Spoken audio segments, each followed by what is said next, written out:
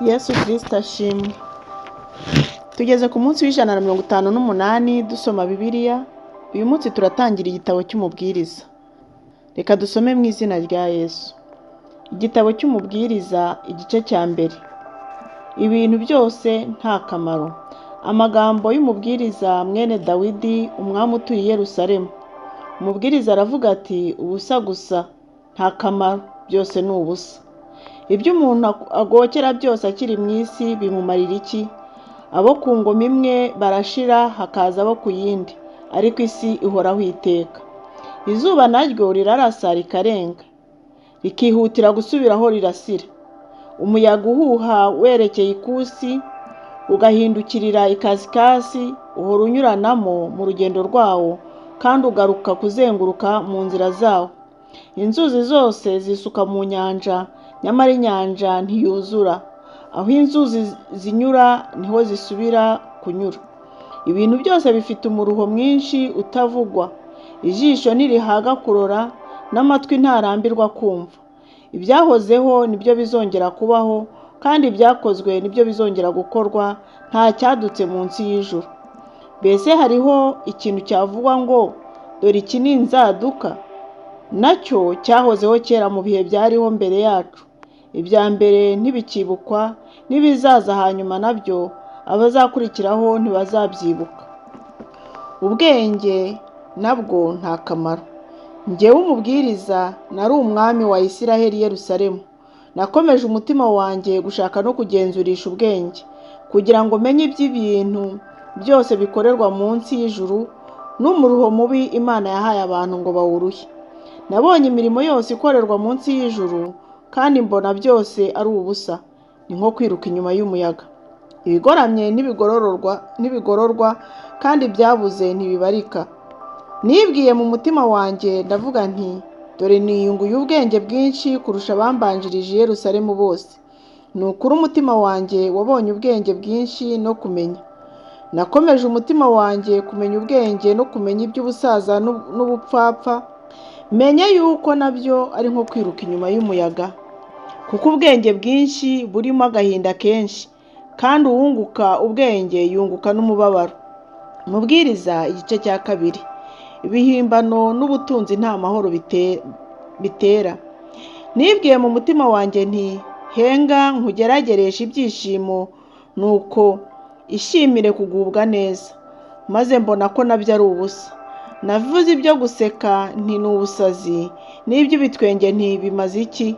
Nishatse mu mutima uko nakwishimisha umubiri wanjye vino, ariko ngo umutima wanjye ukomeze kunyoboza ubwenge, ngashaka n'uburyo nakora iby'ubupfapfa, kugira ngo menye icyo bumarira abantu babukorera munsi y'ijuru mu minsi bakiriho yose. Nikoreye imirimo ikomeye, niyubakiye amazu, nitereye inzabibu, nihingiye imirima n'imirima y'uburabyo izitiwe, nyiteramo ibiti by'amoko yose y'imbuto ziribwa.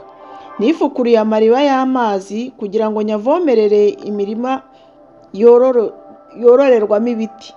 Niguriye abagaragu n'abaja babyarira abandi mu rugo rwanjye, kandi ngira ubutunzi bwinshi bw'amashyo y'inka n'imikumbi y'intama, ndusha abambanjirije i Yerusalemu bose. Nirundaniriza ifeza n'izahabu n'ubutunzi buherereye ku bami buvuye mu ntara zose.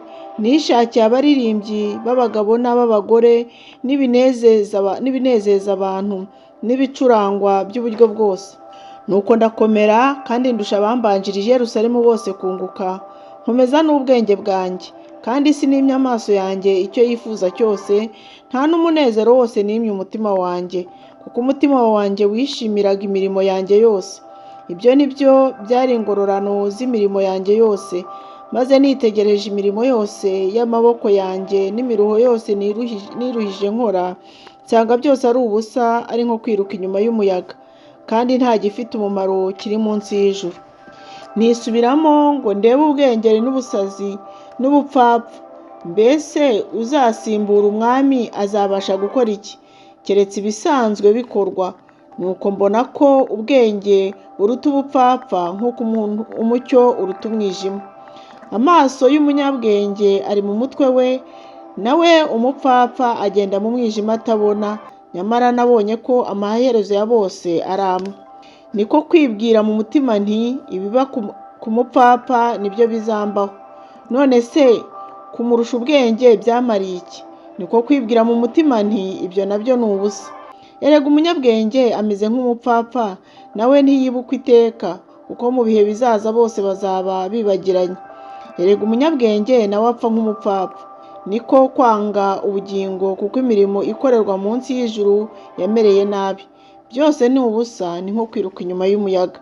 Maze nanga imiruho yanjye yose naruhiye munsi y'ijuru, kuko nzayisigira umuntu uzasimbura. Kandi ninde uzi yuko azaba umunyabwenge cyangwa umupfapfa? Nyamara azategeka imirimo yanjye yose nakoze ngaragarizamo ubwenge munsi y'ijuru. Ibyo nabyo ni ubusa. Nicyo cyatumye nisubiramo ngahebya umutima wanjye ku miruho yanjye yose naruhiye munsi y'ijuru, kuko habaho umuntu ukorana ubwenge no kumenya n'ubuhanga, nyamara azabisigira utabiruhiye bibe umurage we. Ibyo nabyo ni ubusa, ni bibi bikomeye. None se umuntu akura iki mu miruho ye yose no mu by'umutima we washishikariye munsi y'ijuru? Kuko iminsi ye yose ari agahinda, n'imiruho ye ari ishavu, ndetse na nijoro umutima we nturuhuka. Ibyo nabyo ni ubusa. Nta kigirira umuntu akamaro kiruta kurya no kunywa no kunezeresha ubugingo bwe ibyiza bituruka mu miruho ye. Nabonye yuko ibyo nabyo biva mu kuboko kw'Imana. None se ninde wabasha kurya no kwinezeza akandusha? Kuko unezeza Imana ari we iha ubwenge no kumenya n'umunezero, ariko umunyabyaha imuha umuruho ngo asarure arunde, abone ibyo guha unezeza Imana. Ibyo nabyo ni ubusa, ni nko kwiruka inyuma y'umuyaga. Mubwiriza igice cya 3. Imana igenera ikintu cyose igihe cyacyo. Ikintu cyose kigenerwa igihe cyacyo, n'icyagambiriwe munsi y'ijuru cyose gifite umwanya wacyo. Hariho igihe cyo kuvuka n'igihe cyo gupfa, igihe cyo gutera n'igihe cyo kurandura ibikuri, igihe cyo kwica n'igihe cyo gukiza, igihe cyo gusenya n'igihe cyo kubaka, igihe cyo kurira n'igihe cyo guseka, igihe cyo kuboroga n'igihe cyo kubyina, igihe cyo kujugunya amabuye n'igihe cyo kuyarunda, igihe cyo guhoberana n'igihe cyo kwirinda guhoberana, igihe cyo gushaka n'igihe cyo kuzimiza, igihe cyo kwimana n'igihe cyo gutanga, igihe cyo gutabura n'igihe cyo kudoda, igihe cyo guceceka n'igihe cyo kuvuga, igihe cyo gukunda n'igihe cyo kwanga, igihe cy'intambara n'igihe cy'amahoro. Ibyo umuntu akora yirushya bimumarira iki? Nabonye umuruho Imana yahaye abantu ngo barushywe nawo. Ikintu cyose yakiremye ari cyiza mu gihe cyacyo, kandi yashyize ibitekerezo by'igihe cy'iteka mu mitima yabo, uburyo umuntu atabasha gusesengura imirimo Imana yakoze, uhereye mbere na mbere ukazageza ku iherezo.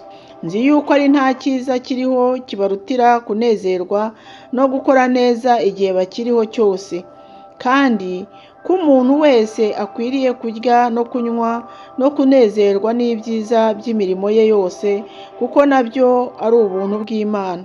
Nzi yuko icyo Imana ikora cyose kizahoraho iteka ryose, ntibishoboka kucyongeraho cyangwa kukigabanyaho, kandi Imana yakiremeye kugira ngo abantu bayubahe. Ikiriho cyahozeho na kera, kandi kizabaho cyahozeho uhereye kera, kandi Imana yongera kugarura ibyakuweho. Maze kandi nabonye munsi y'ijuru, aho kubona imanza zitabera habaye ibyaha, ahahoze ibyo gukiranuka ibyaha niho byasubiye. Niko kwibwira mu mutima wanjye nti Imana izacira urubanza abakiranutsi n'abanyabyaha, kuko aho ariho hazaba igihe cy'ikintu cyose n'umurimo wose.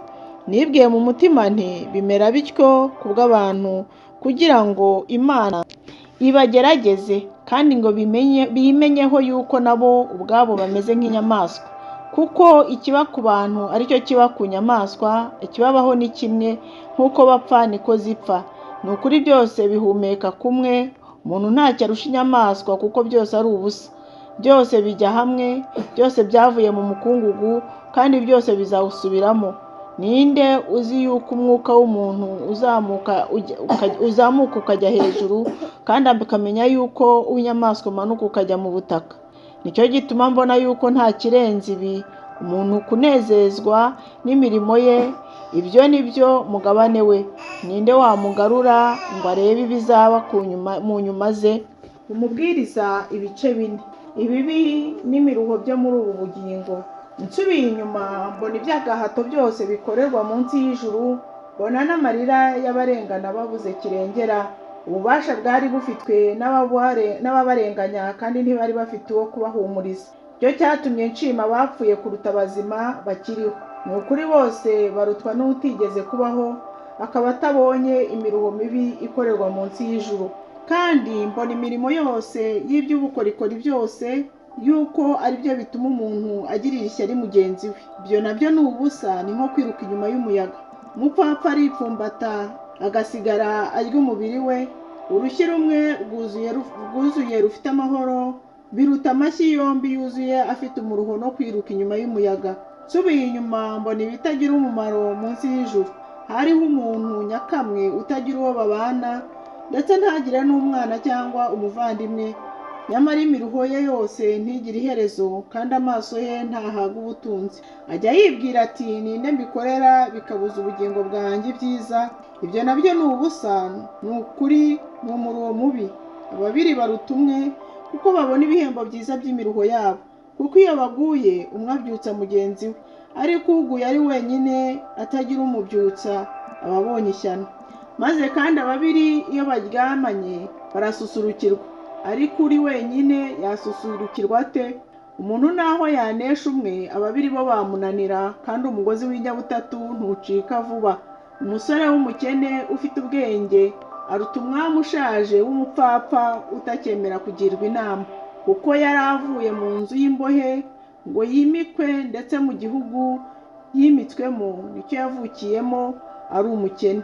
Nabonye abantu bazima bose bagendera munsi y'ijuru, baherereye mu ruhande rw'uwo musore wazunguye umwami. Abantu bose yategekaga ntibagiraga uko bangana, ariko abazakurikiraho ntibazamwishimira.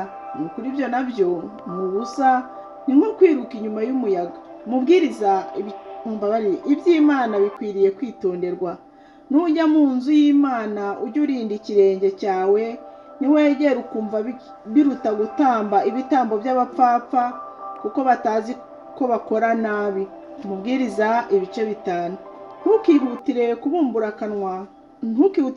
akanwa kawe, kandi ntugakundire umutima wawe kugira ishyushyu ryo kugira icyo uvugira imbere y'Imana, kuko Imana iri mu ijuru nawe ukaba mu isi. Nuko rero amagambo yawe ajya aba make. Inzozi zizanwa n'imiruho myinshi, kandi ijwi ry'umupfapfa rimenyekanira ku magambo menshi. Nuhigira Imana umuhigo, ntugatinde kuwuhigura, kuko itanezerewe abapfapfa. Ujye uhigura icyo wahize. Uhiga umuhigo ntuwuhigure, bitwa no kutawuhiga.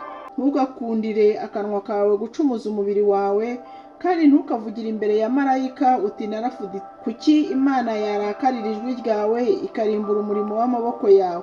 Kuko mu nzozi nyinshi harimo ibitagira umumaro byinshi, no mu magambo menshi niko bimeze, ariko wehoho ujye wubaha Imana.